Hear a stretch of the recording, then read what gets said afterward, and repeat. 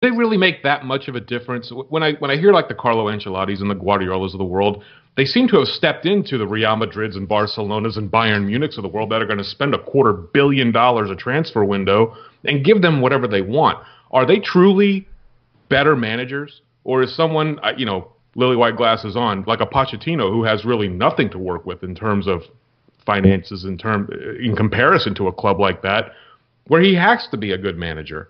Is Ancelotti really a good manager? Is Guardiola really a good manager? Or are they just simply given the tools?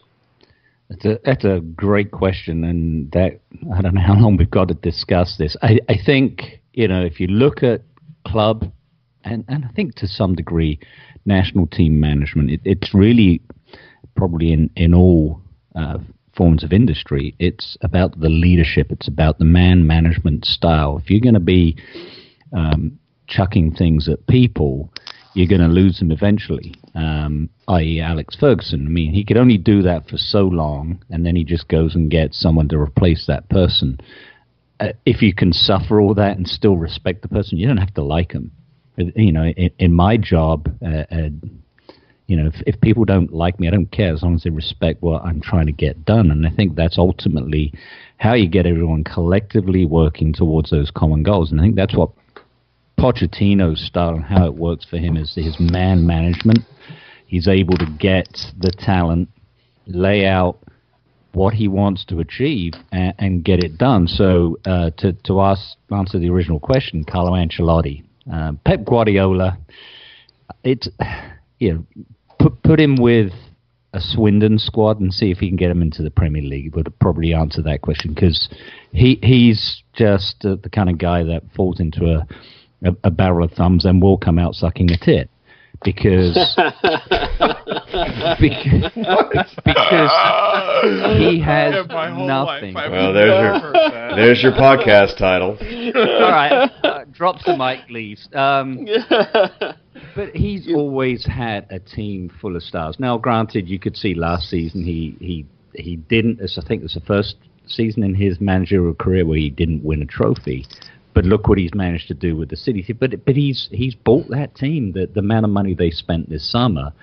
But you still got to identify the players you want. National team management is a little different because you can only select from a certain pool. You can't just go say, hey, I want Messi to play for England. Well, you can't do that. We all know that. So I think national team management is a lot harder. Simply that, as well as the fact you don't have the players all the time. You get them for a week before matches, and you've got to get the best out of them. So it takes a certain caliber of manager, and I definitely think man management is the way to go to get the job done. Tim, on the flip side, we watched the U.S. play a very impressive match against Panama, probably the most impressive I've seen them play in 6 months. When you look at a player like Christian Pulisic, who shined, get my English right. Shined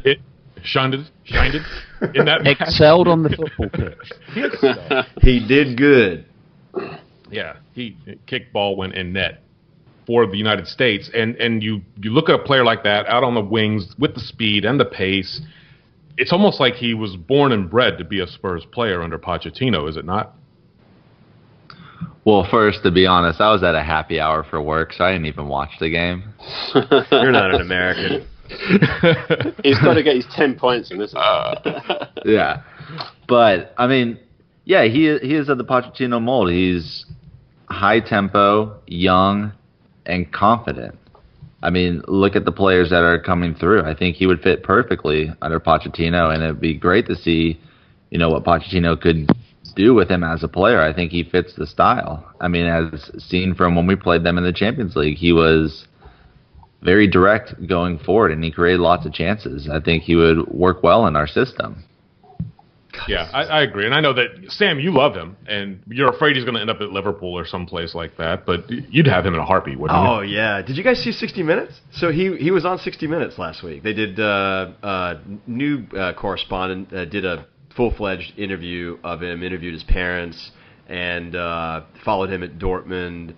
And I didn't realize this, but they sing "You'll Never Walk Alone." Did you know that was a Dortmund? And they sing it in English. So when I heard when I watched the video of it and I was like, oh my god, he's like a dead shoo-in for Liverpool. But with things not going as well as drawn up at Liverpool, you never know. But to be the perfect player, my god, I mean, we have this manager who's fabulous at developing youth and giving them their opportunity and making them into, frankly, world-class players. And he's exactly the player that we need. I mean, I love Pulisic. Oh, he's a true. The little I've seen of him, every time I see him, I'm thinking he's a Spurs player. But he's going to be sought after, isn't he? Sorry to interrupt. Yeah. Well, let me ask this question. With the reports from Marca coming out about Real Madrid going in for one or both of Harry and Dele, would you be interested in selling Dele for whatever we can get from Madrid, 130, 140, and going out and buying the Pulisic for like 75, 80? Aren't they not different players, though, slightly? Or am I seeing Pulisic more of an Eriksen rather than a Dele? I almost see Pulisic almost like an advanced talent of Son, with the pace up the wing and having that touch that maybe Eriksen possesses. He's a bit Sonny-like with Eriksen qualities. Yeah. And Sane is like my ultimate I wish we could have player. He's like my favorite player to watch that's not a Spurs player. He's got incredible energy. He's a no bullshit kind of guy. He's a really quiet kid, but he's an intense competitor. I mean, he's been told all his life that he's too small. His mother was interviewed, going to junior soccer matches, and other parents were like, oh, look, somebody brought their little brother to play, and then he scored 10 goals. So he's got the right mentality, and I think he could be asked to do a lot of things. This is a woefully poor U.S. men's national team that without him wouldn't stand a chance to qualify. And I think they probably went 1-1 to go. I guess all they need is a draw, I think. Yeah, a draw against Trinidad and Tobago, and they are pathetically awful. I feel bad for him. Do you know he gets paid $8 million a year at Dortmund?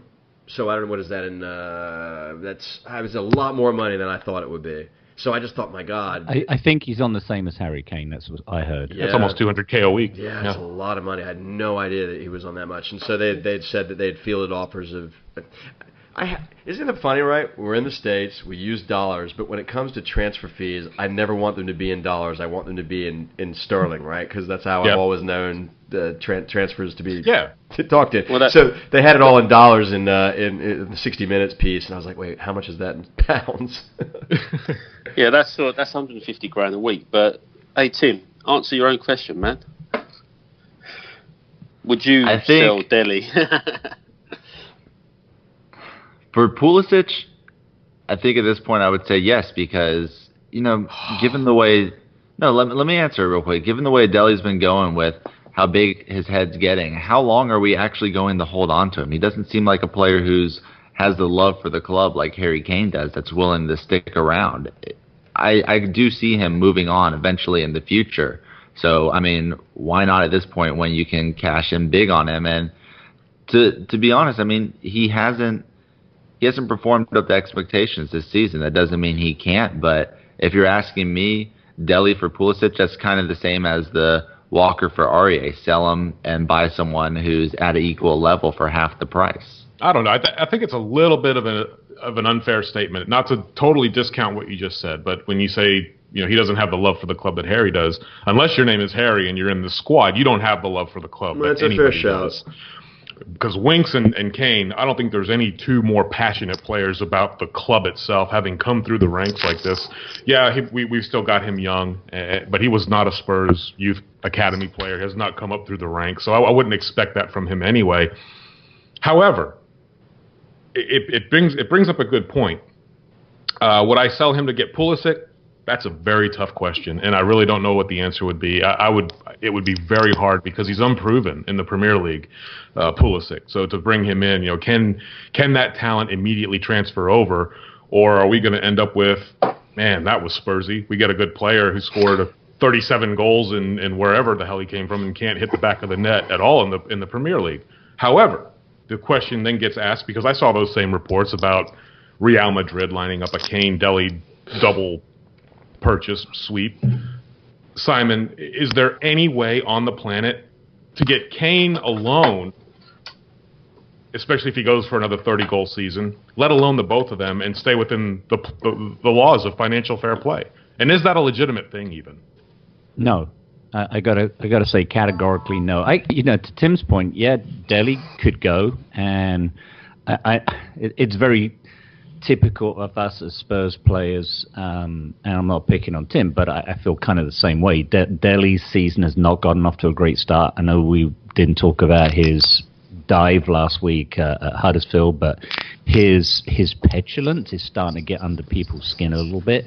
The middle finger in his last England game, getting the red card in the Europa League last year and putting us at risk in the first 3 games of the Champions League. It's just all adding up, and it's showing his immaturity, and now coupled with a poor start to the season. And I know we discussed that a couple of weeks ago, that his form will come back. But Harry Kane, we can't let him go. And I know there was a soundbite out there, whether it's true or attributed to him or not, but he said that, at some point he could leave for one of the Spanish giants. And people have said he's not a fit for them. He wouldn't fit in the way they play. Whether I believe that or not, I don't know. But we've also got to go back to this special relationship with Real Madrid, which surely cannot exist anymore after Bale and Modric. And no, it doesn't, Simon. I'm pretty sure that's been sort of formally done. Right. So, the special relationship of us selling our best players to them? Yeah, and getting nothing back in return. So it's like United. Why on earth are we going to sell to either of those clubs again? And I hope Harry. Well, we do because of money, Simon. I mean, and that's just it. I mean, Bale was an ungodly fee. The fee for Kane, if they're would be ungodly as well. Yeah. So it's for both of them. I couldn't even begin to figure out what the sum that they're prepared to pay, because we're just going to ratchet up the calculator for that. But I just don't see it right now.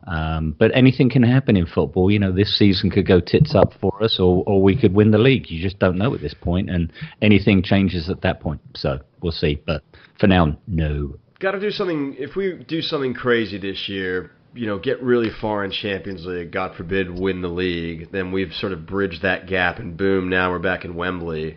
Things can really change financially to where we're not going to be perennially having these discussions about losing our best players. I mean, look, all the great clubs talk about losing their best players, but when you've got these players that are at the pantheon of football, I mean, he's one of the 3 best players in the world right now. I mean, he really is. I mean, in terms of his current form and he's young and his prospects, I mean, he's absolutely top of the heap. And it's hard for him as a player to deny him of those future opportunities. It's hard for us to ignore as a club the shocking value that somebody's going to place on him. And this is going to be the push-pull until we do something, that we give players reasons to stay here.